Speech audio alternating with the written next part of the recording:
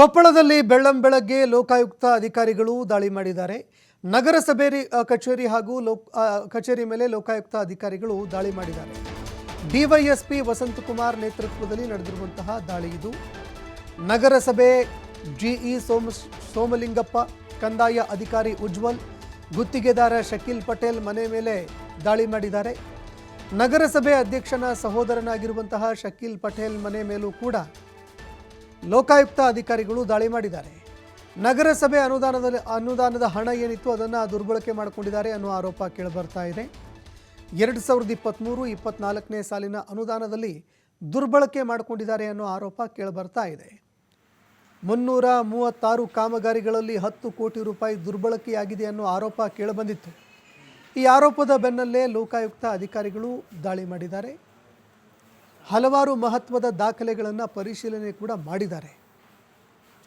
ಇನ್ನು ತಮಗೆ ಬಂದಿರುವಂತಹ ಮಾಹಿತಿ ಏನಿದೆ, ಇದಕ್ಕೆ ಸಂಬಂಧಪಟ್ಟಂತೆ ಲೋಕಾಯುಕ್ತ ಅಧಿಕಾರಿಗಳು ದಾಖಲೆಗಳನ್ನು ಪರಿಶೀಲನೆ ಮಾಡಿದ್ರು. ಹಲವಾರು ದಾಖಲೆಗಳನ್ನು ತಮ್ಮ ವಶಕ್ಕೆ ಕೂಡ ಪಡ್ಕೊಂಡಿದ್ದಾರೆ ಅನ್ನೋ ಮಾಹಿತಿಗಳು ಲಭ್ಯವಾಗ್ತಾ ಇದೆ. 2023-24ನೇ ಸಾಲಿನಲ್ಲಿ ಅನುದಾನ ಏನಿದೆ ಇದನ್ನು ದುರ್ಬಳಕೆ ಮಾಡಿಕೊಳ್ಳಲಾಗಿದೆ ಅನ್ನೋ ಆರೋಪ ಕೇಳಿಬಂದಿತ್ತು. ಇನ್ನು ಅಧಿಕಾರಿಗಳ ಮನೆಗಳ ಮೇಲೆ ದಾಳಿ ಮಾಡುವ ಜೊತೆಗೆ ನಗರಸಭೆ ಅಧ್ಯಕ್ಷನ ಸಹೋದರನ ಮನೆ ಮೇಲೂ ಕೂಡ ಲೋಕಾಯುಕ್ತ ಅಧಿಕಾರಿಗಳು ದಾಳಿ ಮಾಡಿದ್ದಾರೆ.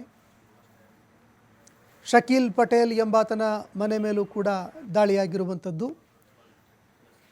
ಇನ್ನು ಅನುದಾನ ದುರ್ಬಳಕೆ ಮಾಡಿಕೊಂಡಿದ್ದಾರೆ. 336 ಕಾಮಗಾರಿಗಳಲ್ಲಿ 10 ಕೋಟಿ ರೂಪಾಯಿ ದುರ್ಬಳಕೆ ಆಗಿದೆ ಅಂತ ಒಂದು ಆರೋಪ ಮಾಡಲಾಗಿತ್ತು.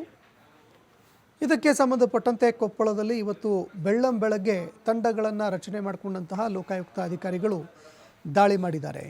ನಗರಸಭೆ ಕಚೇರಿ ಮೇಲೆ, ಜೊತೆಗೆ ಅಧಿಕಾರಿಗಳು ಅಧ್ಯಕ್ಷರ ಸಹೋದರನ ಮನೆ ಮೇಲೂ ಕೂಡ ದಾಳಿಯಾಗಿದೆ ಅನ್ನೋ ಮಾಹಿತಿಗಳು ಲಭ್ಯವಾಗ್ತಾ ಇದೆ.